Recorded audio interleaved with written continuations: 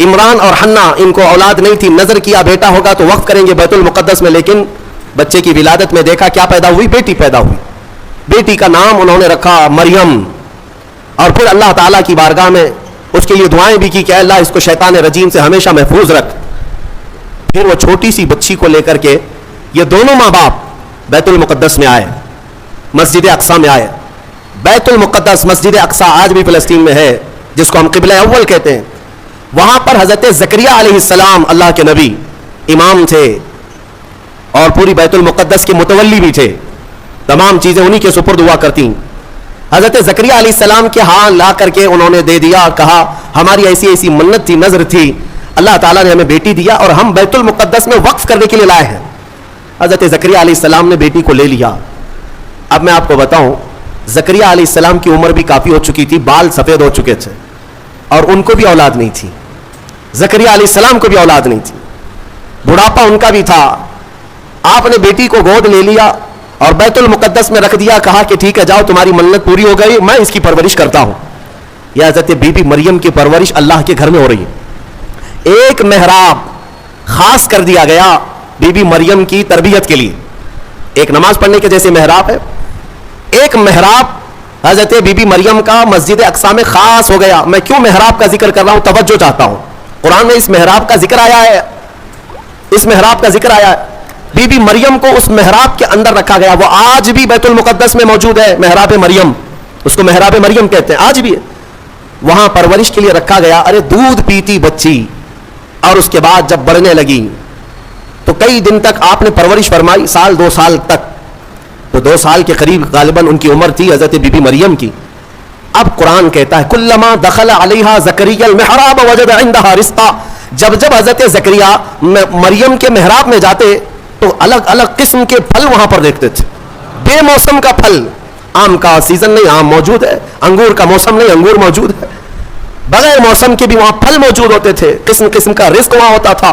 حضرت زکریا علیہ السلام حیران ہو کر پوچھتے ہیں, قال یا مریم انا لک ھذا, اے مریم یہ سب تیرے پاس کہاں سے آتا ہے؟ قالت, حضرت سیدہ مریم نے کہا ان اللہ یرزق من یشاء بغیر حساب, قالت هو من عند اللہ, وہ کہتی ہے یہ سب اللہ کی طرف سے ہے, اللہ جسے چاہتا ہے بے حساب رزق دیتا. بات ہو گئی حضرت بی بی مریم کو. اب جو نکتہ مجھے بتانا ہے توجہ چاہتا ہوں, تفسیر سننے کا اسی میں لطف ہے کہ تفسیر سننے کے بعد آپ کا عقیدہ بھی مضبوط ہو جائے, ایمان میں اضافہ بھی ہو جائے, اور یہ پتا چلے کہ سنی ہو تم حق جماعت پر ہو. قرآن پاک کی تفسیر سننے کے بعد یہ یقین بھی تو تمہیں ہو جانا چاہیے. بی بی مریم کہتی ہے یہ اللہ کی طرف سے ہے, رزق آتا ہے. حضرت زکریا نے دیکھا کہ بی بی مریم کو چھوٹی عمر میں اللہ غیب سے رزق دیتا ہے. اب کیا کیا حضرت زکریا جو خود مسجد کے امام ہیں, اللہ کے نبی ہیں, سب کو پتا ہے حضرت زکریا علیہ السلام اللہ کے نبی ہیں, عمر دراز ہو چکی, لوگوں کو عبادت وہ کراتے تھے, اللہ تبارک و تعالیٰ کی طرف انسانوں کو وہ بلاتے تھے. لیکن بی بی مریم کو دیکھنے کے بعد انہیں بھی اولاد کی خواہش ہو گئی, انہیں بھی اولاد کی خواہش ہو گئی. ہوتا ہے ایسے کہ کئی سال تک بچے نہ ہوں تو آدمی کمپرومائز کر لے کہ چلو اب تو نہیں ہونا ہے, لیکن کبھی بڑھاپے میں جانے کے بعد پھر خواہش پیدا ہو جائے, یہ تو صرف نبیوں کی شان ہے.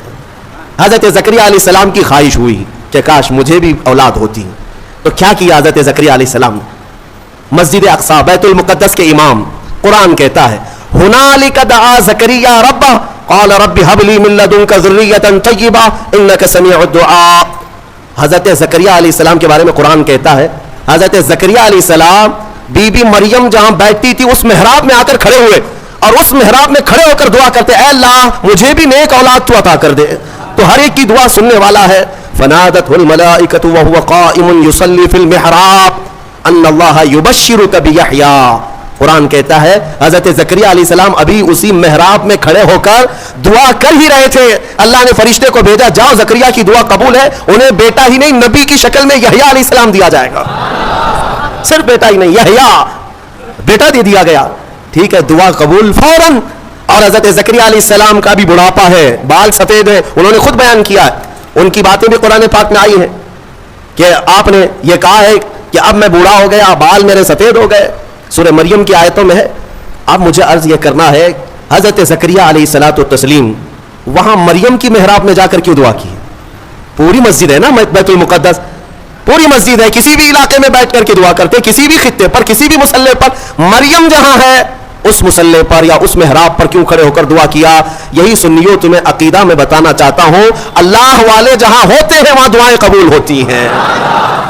अजमेर में जाकर दुआ करने के लिए आला हजरत फाजिल बरेलवी रदी अल्लाह ताला अन्हु ने फतावा रज़विया शरीफ में लिखा है, हिंदुस्तान में अगर कुछ इलाके हैं जहां पर दुआएं तेज कबूल होती हैं तो उनमें एक जगह है ख्वाजा अजमेरी गरीब नवाज का दरबार।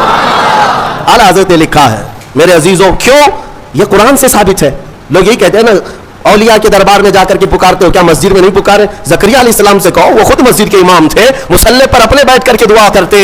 नहीं, नबी ने भी ये सिखाया कि अल्लाह तबारक व तआला जिसे पसंद करता है उस जगह खड़े होकर दुआ करोगे तो अल्लाह दुआ कबूल फरमाता है। हाँ, अल्लाह तबारक व तआला को ये पसंद है, हाँ, बे उनके वास्ते खुदा कुछ अता करे। अब यहां से बरेली के इमाम कहते हैं, जो हुजूर पाक सल्लल्लाहु ताला अलैहि वसल्लम के वसीले के मुनकिर हैं, उनसे भी कहता हूं, बे उनके वास्ते खुदा कुछ अता करे। हाशा, गलत गलत, ये हवस बेबसर की है। हाँ, तुम खाम ख्याली में हो हुजूर को छोड़ करके तुम्हें कुछ मिल जाए।